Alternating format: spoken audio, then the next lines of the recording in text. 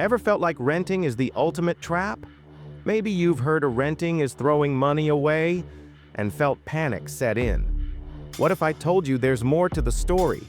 You see, there's a real idea behind the renting versus buying debate. It's not just a black and white issue. It's about your lifestyle, your goals, and what makes sense for you. The real idea behind renting versus buying. Look, we grew up hearing that buying a house is the American dream. But here's the thing. For many people, renting can be the smarter choice. Yeah, you heard me right. Renting isn't a failure. It's freedom in disguise. Think of your friend who rents an apartment in San Francisco. He's saving thousands in startup costs and using the extra cash to travel and invest. Meanwhile, his buddy Matt bought a condo. And now, guess who's stressing over roof repairs? Crazy, right? Your lifestyle drives this choice more than some old slogan does. And if you're thinking about getting into real estate or just curious how property plays into building wealth, click the I card up here to check out, are you making these 5 critical real estate investing mistakes? It's a must-watch if you want to avoid losing money in the market. Step 1. Change your mindset. About renting first up. We need to flip the script on renting. Sure, everyone says rent is dead money, but check this out. Rent can also be a strategic move. Imagine this. You move to a new city for that dream job. You rent a cozy place downtown. You don't have to worry about fixing leaky faucets or mowing the lawn. You focus on your career, your hobbies, your life. Seriously, renting isn't a mark of defeat. It's flexible. It's cash in your pocket for adventures. My friend in New York used to own a condo. Sounds perfect, right? Nope. He had to deal with noisy neighbors, surprise bills for a broken furnace, and a 1-hour commute.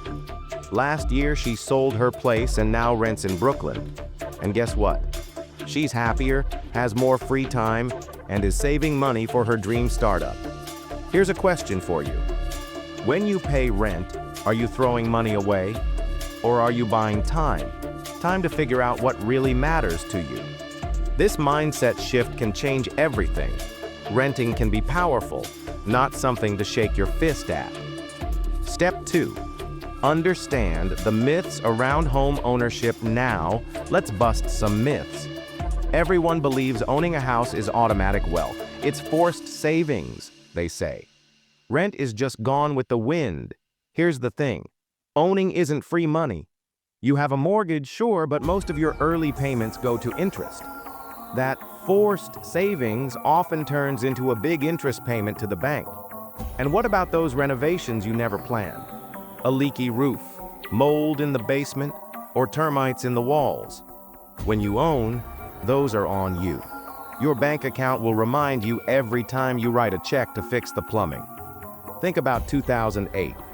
Thousands of homeowners lost everything when the market crashed. People who owned lost more than those who rented. Crazy, right? Owning looked like a sure bet, and then, bam, a nightmare.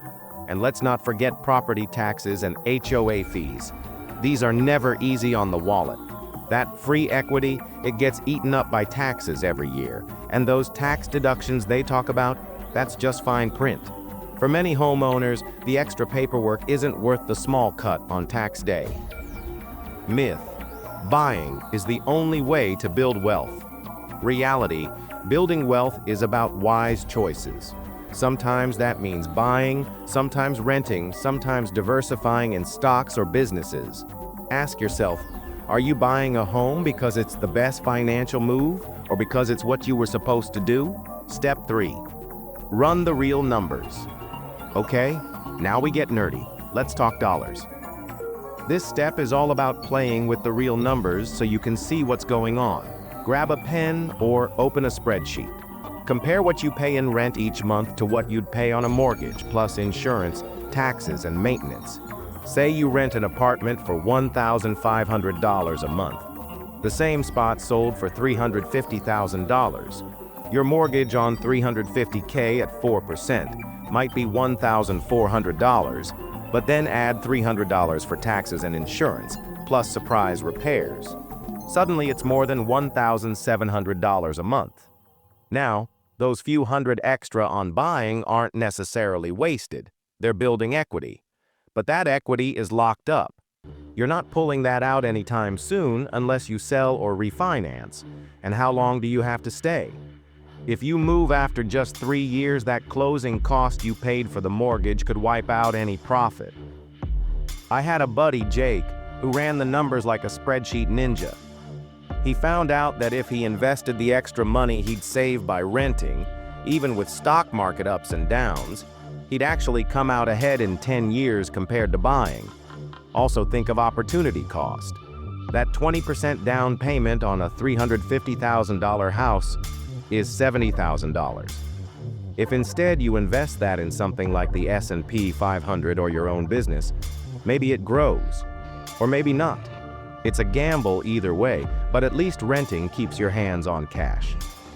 Bottom line, crunch those numbers with facts, not just hopes. Use online rent versus buy calculators. Input your real utility bills, commute costs, and yes, even that $100 a month you spend on streaming services. This step is brutally honest.